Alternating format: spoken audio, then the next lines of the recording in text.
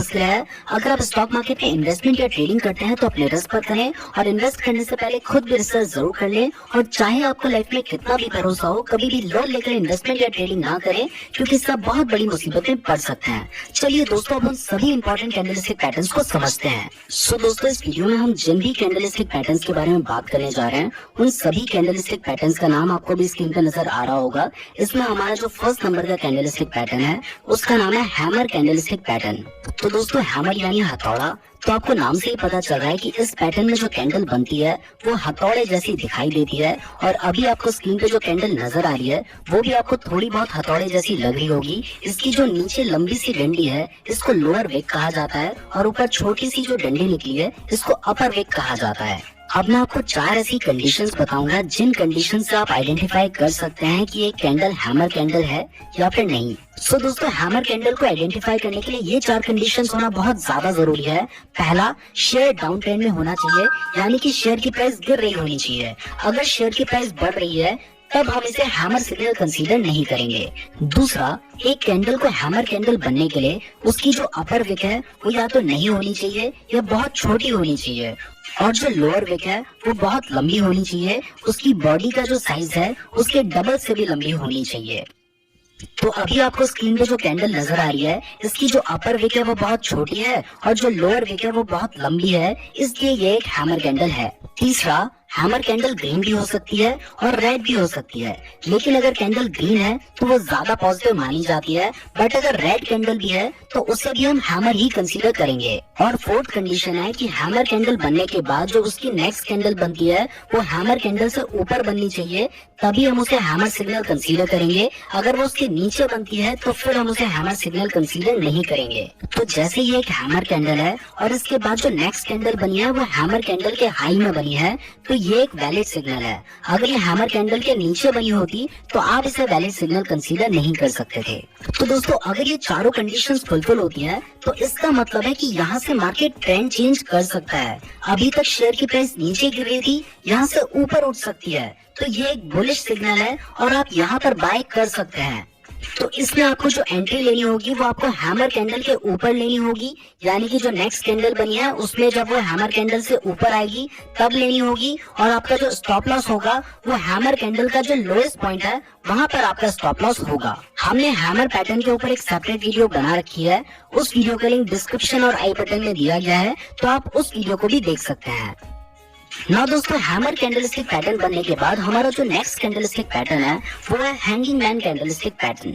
ये पैटर्न देखने में तो बिल्कुल हैमर जैसा ही दिखाई देता है, लेकिन ये बेयरिश सिग्नल देता है, यानी कि इस पैटर्न के बनने के बाद शेयर की प्राइस गिर सकती है। अब हैंगिंग मैन पैटर्न के लिए भी 4 कंडीशन जरूरी है। पहला, स्टॉक अप ट्रेंड में होना चाहिए, यानी कि शेयर की प्राइस बढ़ रही होनी चाहिए, जबकि हैमर पैटर्न में शेयर की प्राइस गिर रही होनी चाहिए थी, शेयर डाउन ट्रेंड में होना चाहिए था, इसमें शेयर अप ट्रेंड में होना चाहिए। दूसरा, इसमें भी हैमर पैटर्न की तरह कैंडल की अपर विक छोटी होनी चाहिए और लोअर विक लॉन्ग होनी चाहिए, इसीलिए तो ये हैमर जैसा दिखाई देता है। तीसरा, हैंगिंग मैन कैंडल भी ग्रीन और रेड दोनों हो सकती है, लेकिन अगर रेड हो तो ज्यादा वैलिड सिग्नल माना जाता है क्योंकि ये बेयरिश सिग्नल देता है।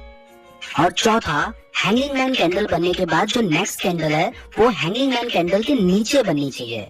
तो जब ये 4 कंडीशंस फॉलो होती हैं तो इसका मतलब है कि ट्रेंड चेंज होने वाला है। अभी तक शेयर की प्राइस बढ़ रही थी, अब नीचे गिर सकती है, तो ये एक बियरिश सिग्नल है और यहाँ पर आप शॉर्ट सेल कर सकते हैं। इसमें आपकी एंट्री जो नेक्स्ट कैंडल नीचे बनी है उसमें होगी और आपका स्टॉप लॉस, क्योंकि आप शॉर्ट सेल कर रहे हैं, तो हैंगिंग मैन कैंडल के हाईएस्ट पॉइंट पर होगा। अगर आपको हैमर और हैंगिंग मैन कैंडल में अभी भी कोई कंफ्यूजन है तो वो इस पिक्चर को देखकर क्लियर हो जाएगा। हैमर डाउन ट्रेंड में बनता है जबकि हैंगिंग मैन अप ट्रेंड में बनता है। हैमर बाय सिग्नल देता है जबकि हैंगिंग मैन सेल सिग्नल देता है। ना दोस्तों, हमारा जो थर्ड कैंडलस्टिक पैटर्न है वो है इन्वर्टेड हैमर। इन्वर्टेड का मतलब होता है उल्टा, यानी कि ये एक उल्टा हैमर है, लेकिन इसका सिर्फ नाम उल्टा है, इसका काम बिल्कुल हैमर पैटर्न जैसा ही है। बस फर्क सिर्फ इतना है कि हैमर पैटर्न में जो लोअर विक होती है वो लंबी होती है और जो अपर विक होती है वो या तो छोटी होती है या नहीं होती है, जबकि इन्वर्टेड हैमर पैटर्न में जो अपर विक होती है वो लंबी होती है, जबकि जो लोअर विक होती है या तो वो छोटी होती है या नहीं होती है, तभी वो इन्वर्टेड हैमर जैसा दिखाई देता है।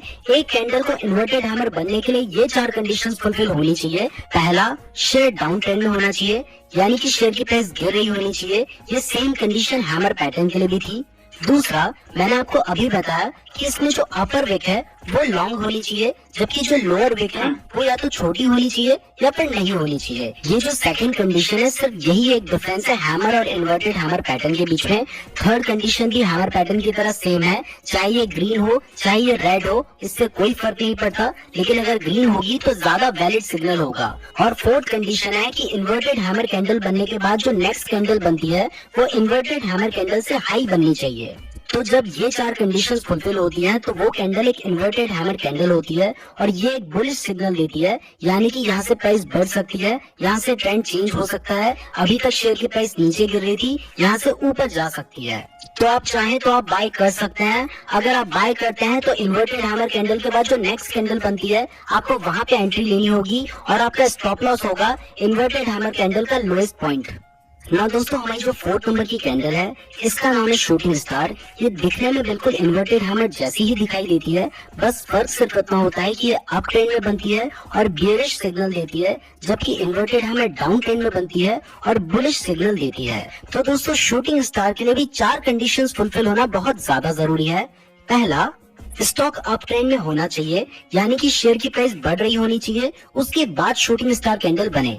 जबकि इन्वर्टेड हैमर में शेयर की प्राइस गिर रही होनी चाहिए थी और स्टॉक डाउन ट्रेंड में होना चाहिए था। दूसरा, शूटिंग स्टार में जो अपर विक है वो लॉन्ग होनी चाहिए और जो लोअर विक है वो शॉर्ट होनी चाहिए, बिल्कुल इन्वर्टेड हैमर की तरह। तीसरा, शूटिंग स्टार कैंडल ग्रीन भी हो सकती है, रेड भी हो सकती है, लेकिन अगर रेड हो तो ज्यादा वैलिड सिग्नल माना जाता है क्योंकि ये एक बियरिश सिग्नल दे रहा है। और चौथा, शूटिंग स्टार कैंडल बनने के बाद जो नेक्स्ट कैंडल बनती है वो शूटिंग स्टार कैंडल से नीचे बननी चाहिए, तभी हम कंफर्म हो सकते हैं कि इसके बाद शेयर की प्राइस नीचे गिर सकती है।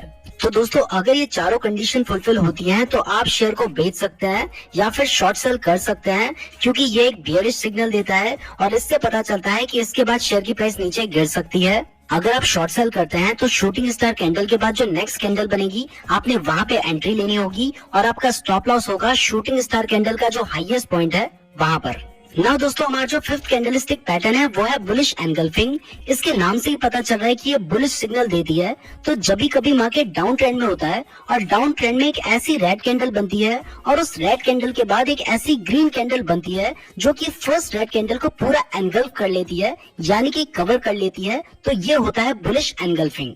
इसमें हमारी जो सेकंड ग्रीन कैंडल है वो फर्स्ट कैंडल के नीचे ओपन होती है और फर्स्ट कैंडल के ऊपर क्लोज होती है, तभी ये फर्स्ट कैंडल को पूरा कवर करेगी। तो जब भी कभी इस तरीके का पैटर्न बनता है तो इसे बुलिश एनगल्फिंग कहते हैं और इसका मतलब होता है कि यहाँ से शेयर की प्राइस बढ़ सकती है, तो आप यहाँ पे बाय कर सकते हैं, पोजीशन ले सकते हैं। अगर आप बाय करना चाहते हैं तो इस ग्रीन कैंडल के बाद जो नेक्स्ट कैंडल बनेगी आपको वहां पे बाय करना होगा। वो कैंडल इस ग्रीन कैंडल के ऊपर बननी चाहिए और आपका जो स्टॉप लॉस होगा वो ग्रीन कैंडल का जो लोएस्ट पॉइंट है वहां पर होगा, आपको स्क्रीन पे नजर आ रहा है। ना दोस्तों, हमारा जो 6th कैंडलस्टिक पैटर्न है इसका नाम है बियरिश एनगल्फिंग।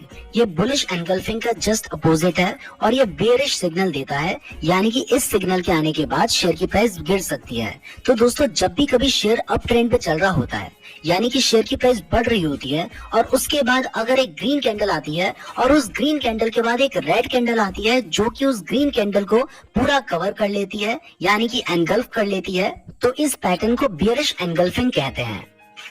तो जैसे अभी आपको स्क्रीन पे 2 कैंडल नजर आ रही है, हमारी जो ग्रीन कैंडल है उसको रेड कैंडल ने पूरा कवर कर लिया है और जो रेड कैंडल की ओपनिंग प्राइस है वो ग्रीन कैंडल से ऊपर है और जो क्लोजिंग प्राइस है वो ग्रीन कैंडल से नीचे है, तभी वो उस ग्रीन कैंडल को पूरा एनगल्फ कर ले रही है, यानी कि कवर कर ले रही है। तो जब भी कभी इस टाइप का पैटर्न बनता है तो इसे बियरिश एनगल्फिंग कहते हैं और इसके बाद शेयर की प्राइस गिर सकती है।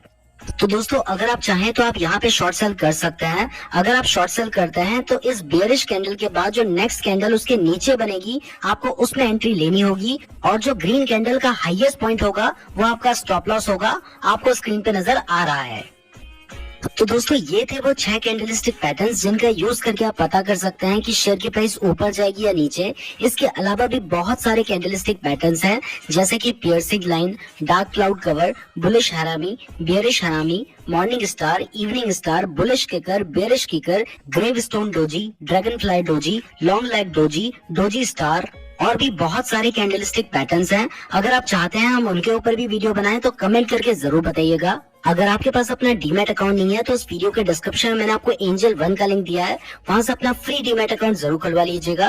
और शेयर मार्केट से रिलेटेड डेली फ्री अपडेट्स के लिए हमारे टेलीग्राम चैनल को जरूर ज्वाइन कर लीजिएगा। मेरी टेलीग्राम आईडी का लिंक डिस्क्रिप्शन पे दिया गया है। वीडियो पसंद आई है तो लाइक जरूर कीजिएगा। इस तरीके की और वीडियोस देखने के लिए चैनल को जरूर सब्सक्राइब कर दीजिएगा। और अगर आपने यहाँ तक वीडियो देखी है तो आप हमारे लिए बहुत ज्यादा स्पेशल है, कमेंट करके जरूर बताइएगा। धन्यवाद।